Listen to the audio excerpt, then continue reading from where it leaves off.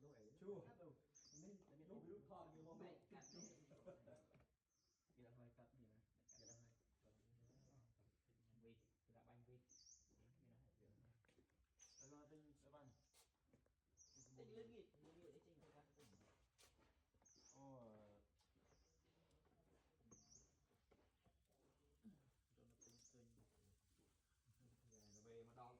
có bạn khoại thì phải chưa mà sắp nó phải chưa lịch mà này mua xe pi làm mấy tinh đâu